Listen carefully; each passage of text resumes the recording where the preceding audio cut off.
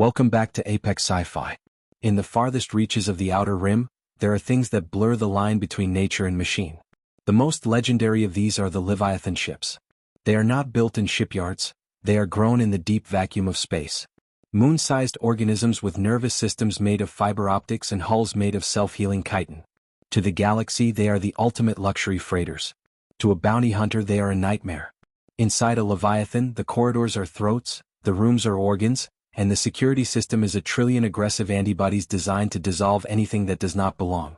Silas Vane is no stranger to hostile environments, but the Titan's belly is a different kind of hell.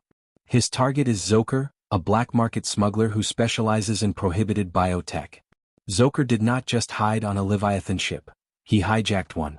By using a device called a neural spike, Zoker has paralyzed the massive creature's brain, forcing it to drift in the dark while he uses its internal cavities to store his illegal cargo. The ship is dying, its life signs fading as Zoker's machines drain its energy. Silas Vane has been hired by the Biological Conservation Guild to retrieve Zoker and, more importantly, to save the Titan. Vane entered the Leviathan through a weeping secondary pore near the creature's aft tentacles. As he stepped inside, the air was thick and humid, smelling of copper and ozone. The floor beneath his boots was soft and rhythmic, pulsing with a slow, agonizing heartbeat. "This is not a ship," Vane muttered into his mask. "It is a crime scene." Vane moved through the primary digestive tract. His visor shifted to a bioscan mode, highlighting the neural spikes Zoker had driven into the ship's walls.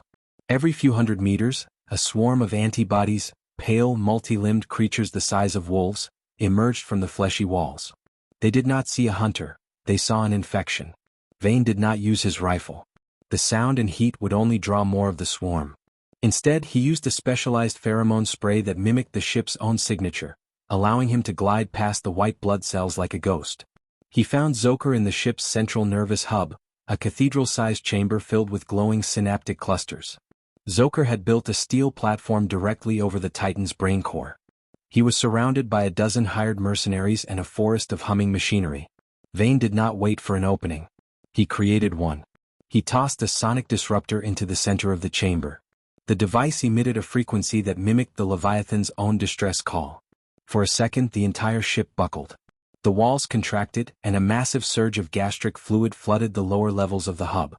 In the confusion, Vane dropped from the ceiling. His tattered black cloak flared like shadows as he landed. He moved with a cold, predatory grace, his pulse rifle barked with suppressed thuds. He was not looking for kills, he was looking for the neural spike controls. Zoker scrambled toward a heavy-duty turret. "You are too late, Vane." The smuggler screamed. "This beast is already dead. I am just harvesting the remains." Vane did not trade words. He fired a grappling line, snagging the primary neural spike control panel and ripping it from its mount. The feedback loop hit Zoker's machines like a lightning strike. The humming stopped. For a moment, there was a deafening silence. Then the Titan woke up. The ship let out a subsonic roar that vibrated through Vane's very bones. The antibodies that had been dormant suddenly swarmed the hub, but they did not attack Vane. They ignored the hunter and fell upon Zoker's mercenaries with a primal fury. The ship knew who its tormentors were. Vane ignored the carnage. He sprinted through the shifting, contracting corridors toward Zoker. The smuggler was trying to reach an escape pod embedded in the ship's liver wall. Vane intercepted him, a tall, hooded shadow blocking the path. Zoker drew a vibroblade, but Vane was faster. He caught Zoker's wrist, twisted, and slammed the smuggler against the pulsating wall. Vane's obsidian mask was inches away from Zoker's face. "The ship is alive," Vane said, his voice a low, mechanical growl. "And it has a very long memory." Vane did not kill him. He slapped a containment cuff on Zoker's neck and dragged him back toward the docking bay. As they moved, the Leviathan began to heal. The jagged holes Zoker had carved were sealing with fresh chitin. The glowing blue veins brightened as the ship's metabolism returned to life. By the time Vane reached the Vesper, the Titan was moving. Its massive tentacles caught the solar winds and it began to sing, a deep, booming frequency that echoed through the void. It was a song of relief. Vane threw Zoker into the stasis cell.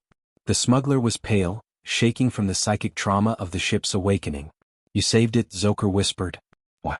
You could have let it die and taken my cargo. It was worth millions." Vane sat in his pilot's chair and adjusted his tattered hood. He looked at the massive biological moon in the rearview monitor as it disappeared into the starfield. "My contract was for you," Zoker, Vane said. But my code is for the balance. Some things in this galaxy are too big to be owned. And you were just a parasite. Vane engaged the slipspace drive. In his ledger he marked the contract as complete. He did not claim the bonus for the cargo. He simply set a course for the guild station, the soft, rhythmic pulsing of the Vesper's engines matching the heartbeat of the Titan he had left behind. In the legends of the Outer Rim, they tell of the man who walked through the belly of a living god and came out with the truth. They say Silas Vane is a man who cannot be bought by gold or greed. But Vane does not care about the legends. He only cares about the next signal, the next contract, and the silence of the hunt. This has been Apex Sci-Fi. The galaxy is alive, and Silas Vane is the one who keeps it in check. If you enjoyed this visceral journey into the Titan, hit that like button. Comment below. If you found a living ship, would you treat it as a home or a machine? Subscribe for the next hunt, the silent auction. The Vesper is back in the void. The hunt continues.